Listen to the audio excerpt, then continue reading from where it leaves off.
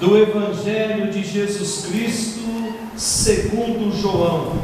Glória a vós, Senhor.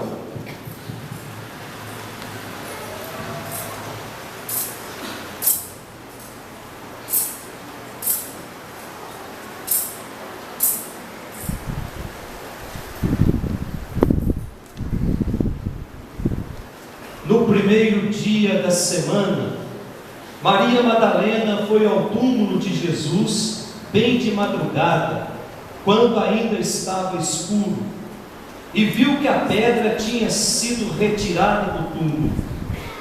Então ela saiu correndo e foi ao encontro de Simão Pedro e o outro discípulo, aquele que Jesus amava. E lhes disse: tiraram o Senhor do túmulo e não sabemos onde o puseram. Saíram então Pedro e o outro discípulo e foram ao túmulo. Os dois corriam juntos, mas o outro discípulo correu mais depressa que Pedro e chegou primeiro ao túmulo. Olhando para dentro, viu as faixas de linho no chão, mas não entrou. Chegou também Simão Pedro, que vinha correndo atrás, e entrou no túmulo. Viu as faixas de linho deitadas no chão, e o pano que tinha estado sobre a cabeça de Jesus, não posto com as faixas, mas enrolado no lugar à parte. Então entrou também o outro discípulo, que tinha chegado primeiro ao túmulo. Ele viu e acreditou. De fato, eles ainda não tinham compreendido a Escritura, segundo a qual ele devia ressuscitar dos mortos. Palavra da salvação. Glória a vós, Senhor.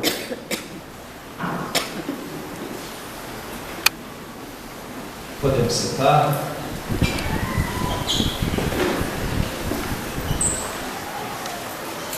Queridos irmãos, queridas irmãs, hoje nós celebramos a ressurreição de Jesus, mas junto com a celebração da ressurreição de Jesus, nós também celebramos a certeza e a garantia de que uma vida colocada a serviço dos outros, de que uma vida feita a serviço àquele que precisa de nós, ela resulta na ressurreição. É só olhar o exemplo de Jesus, uma vida dedicada ao próximo, uma vida dedicada única e exclusivamente a anunciar aos homens que Deus é amor, que Deus é misericórdia, e isso resulta na ressurreição. A primeira leitura que nós ouvimos hoje, carta dos Atos dos Apóstolos, o capítulo 10. Esse livro foi escrito mais ou menos 80 anos depois desse evento, paixão, morte e ressurreição de Jesus. Foi escrito pelo evangelista Lucas, e foi escrito numa época em que a igreja já estava estruturada, em que a igreja já estava praticamente organizada, já havia passado 80 anos, e de repente começa a aparecer dentro da igreja doutrinas estranhas para completar aquilo que Jesus havia ensinado. Eu até hoje de manhã estava fazendo uma comparação. Muita gente me procura dizendo: padre, eu frequento a igreja católica, mas eu também vou ali no outro lugar, de vez em quando eu passo aqui no centro espírita. O Deus é o mesmo. A vontade que eu tenho é de agarrar o pescoço da pessoa. Se o Deus é o mesmo, para que a gente fica pulando de lado em lado? Não é o mesmo. O nosso Deus ressuscitou. O nosso Deus não nos ensina coisas estranhas. O nosso Deus nos ensina que, seguindo um caminho de amor, seguindo um caminho de doação, nós vamos encontrar a ressurreição. Isso basta para a nossa vida, meus irmãos. Nós não precisamos buscar mais nada. E era isso que estava acontecendo dentro da comunidade dos Atos dos Apóstolos. De repente aparece alguém dizendo: vamos fazer desse jeito aqui, porque parece que é bom. Isso completa aquilo que Jesus veio ensinar. Então Lucas se viu na obrigação de traçar o que de fato a comunidade precisava, quais eram os critérios necessários para aderir a essa proposta de Jesus. sem precisar dar passos fora daquilo que ele ensinou. E o texto de hoje está muito claro, fala do anúncio, aquilo que nós chamamos de querigma. E Pedro vem dizer o seguinte: Jesus Cristo é o ungido que tem o poder de Deus, versículo 38 da primeira leitura. Depois ele fala das atividades de Jesus. Jesus passou a sua vida fazendo bem, Jesus passou a sua vida curando os doentes, Jesus passou a sua vida libertando aqueles que estavam amarrados pelo pecado, pelo demônio. Jesus passou a sua vida fazendo isso. E em seguida, o próprio Lucas vem dizer assim, o próprio Lucas, ou melhor, São Pedro, foi escrito por Lucas, mas é São Pedro que fala. Ele dá testemunho da morte de Jesus, mas também dá testemunho da sua ressurreição. E na última linha do Evangelho, da primeira leitura que nós temos hoje, nós vamos perceber que ele diz o seguinte: aquele que acredita nessa proposta de Jesus, não em outra proposta, nessa proposta, recebe o perdão dos pecados. Que coisa extraordinária, meus irmãos! Os meus pecados são lavados a partir do momento que eu permito que Jesus entre na minha vida. Os meus pecados são lavados a partir do momento em que eu faço a minha opção única e exclusivamente por Jesus. Eu não posso caminhar com um pé em cada canoa, senão vai uma canoa para cada lado e eu vou cair num abismo sem fundo. E depois nós temos a nossa segunda leitura. A segunda leitura é tirada da carta de São Paulo à comunidade de Colosso, aos Colossenses. Foi escrita mais ou menos nessa época, 80 anos depois de Cristo. E Paulo, quando escreve, Paulo está na prisão. Engraçado, a primeira leitura, quando São Pedro fala de Jesus, São Pedro fala de uma experiência que ele viveu com Jesus. Pedro era discípulo de Jesus. A segunda leitura não, São Paulo não conviveu com Jesus. São Paulo se apaixonou pela pregação de alguns apóstolos, mas sobretudo São Paulo fez a sua opção por Jesus a partir de um encontro pessoal que ele teve a caminho de Damasco. Portanto, São Paulo não viu Jesus, não conviveu com Jesus, não era um discípulo de Jesus, mas se apaixonou por Jesus de tal forma que doou a sua vida para que Jesus pudesse ser conhecido. E São Paulo, não se contentando em ficar somente lá no limite da Palestina, São Paulo começou a fazer um monte de viagens para anunciar que Jesus era Deus, para anunciar que em Jesus havia a possibilidade de uma vida nova. E São Paulo, depois de arrumar muitas confusões, São Paulo vai preso. Mas mesmo da prisão, São Paulo continua escrevendo. E essa segunda leitura que nós ouvimos, a carta aos Colossenses, é fruto de um texto de São Paulo escrito dentro da prisão, que também vem à tona a questão das doutrinas estranhas que estavam entrando dentro da comunidade. Doutrinas que vieram para completar aquilo que Jesus ensinou. E ele vem dizer o seguinte: Cristo é suficiente na nossa vida. Cristo basta na nossa vida. Sem essa de achar que eu completo a minha religião frequentando outros lugares. Eu posso fazer a opção por Cristo aqui e hoje. Eu posso fazer a opção por Cristo lá na outra religião também. Mas precisa Cristo viver em mim. E São Paulo diz isso ao longo de todas as suas cartas. É preciso permitir que Cristo viva em nós. Esse Cristo que hoje estamos celebrando, que Ele não está mais no túmulo, agora está vivo, está caminhando no nosso meio, está nos direcionando, está nos apontando o caminho do céu. E é isso que ele vai dizer no finalzinho da primeira leitura. É preciso viver de forma coerente com o verdadeiro compromisso assumido com Cristo no nosso batismo.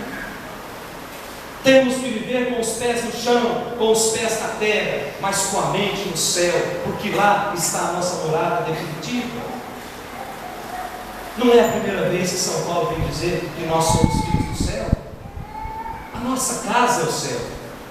Deus nos concede alguns anos para estar aqui na terra, para ver se tem conserto nesse mundo, para ver se nós, como batizados e com o nosso testemunho, a gente conserta esse mundo. Como é triste a gente ver uma pessoa que passa, que consome a sua vida inteira aqui nesse mundo e não é capaz de plantar uma semente do reino de Deus. Vive uma vida de fofoca, uma vida de mentira, uma vida de confusão. O casamento é uma mentira, as amizades é uma mentira, os relacionamentos onde trabalha é uma mentira. Não é capaz de colocar uma semente do reino de Deus na terra. E São Paulo está dizendo: nós precisamos viver aqui na terra. Deus nos dá essa terra exatamente para isso, para que a gente construa o reino de Deus aqui.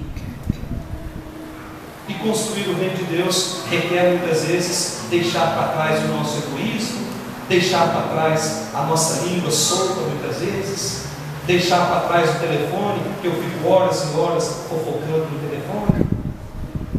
Anunciar o reino de Deus e semear o reino de Deus consiste nisso. Desligar a televisão na hora da novela, fazer uma visita a uma pessoa doente. Quer reino de Deus melhor do que isso? Na hora da novela, eu vou visitar uma pessoa doente, eu vou lá somente para dar um abraço naquela pessoa e dizer: meu irmão, minha irmã, você é um amado de Deus.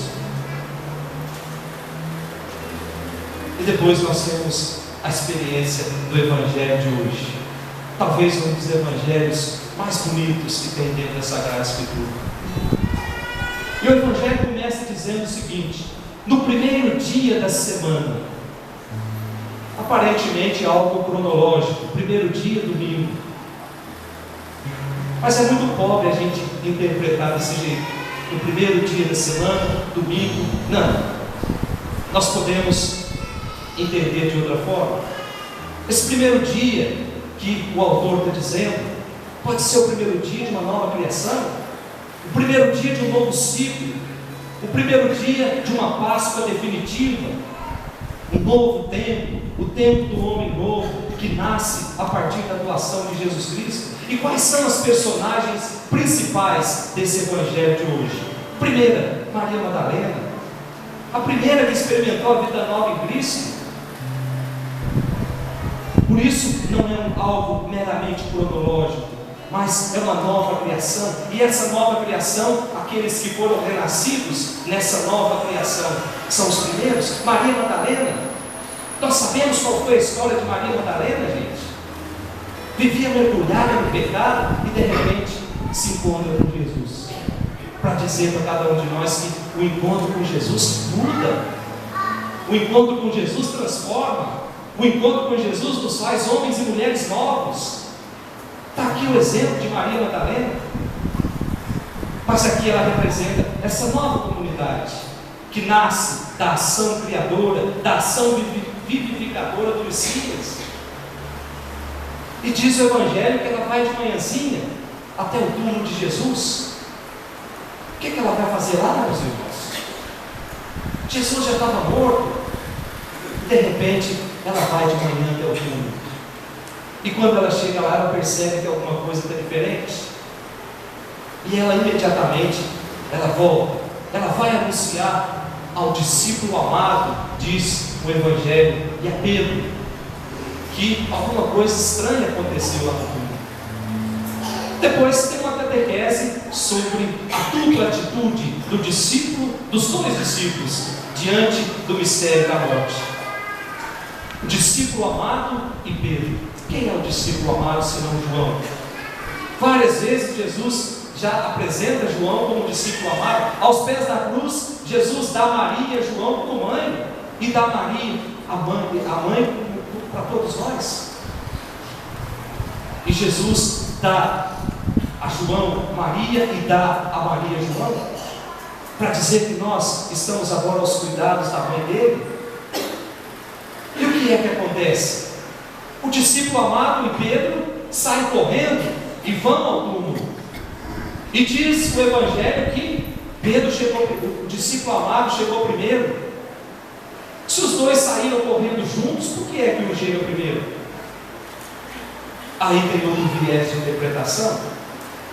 Podemos interpretar a partir da idade dos dois. João tinha 17, 18 anos. Pedro tinha quase 60. Mas não pode ser interpretado somente a partir da idade dos dois. Os dois saem correndo juntos.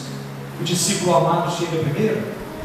Pedro vai ao túmulo porque não acredita que a morte tenha vencido. Pedro representa aquele discípulo obstinado, o qual a morte foi um fracasso. Mas o discípulo amado não. O discípulo amado corre com uma certeza, porque já estava cravado no coração, porque ele tinha sintonia com Jesus. Ele chega no túmulo e percebe que a morte não venceu. Mas ele não entra, ele espera Pedro chegar. E depois que Pedro entra, aí ele entra e constata. Meus irmãos, quando nós estamos mergulhados no amor, nós conseguimos perceber coisas que os outros não percebem. O amor nos leva a descobertas. E o que é que o discípulo amado descobriu? Descobriu que Jesus estava vivo. Descobriu que a morte não havia vencido. Meus irmãos, é Páscoa. Que a Páscoa aconteça na nossa vida. Que a Páscoa aconteça nas nossas famílias. Que a Páscoa aconteça na nossa comunidade.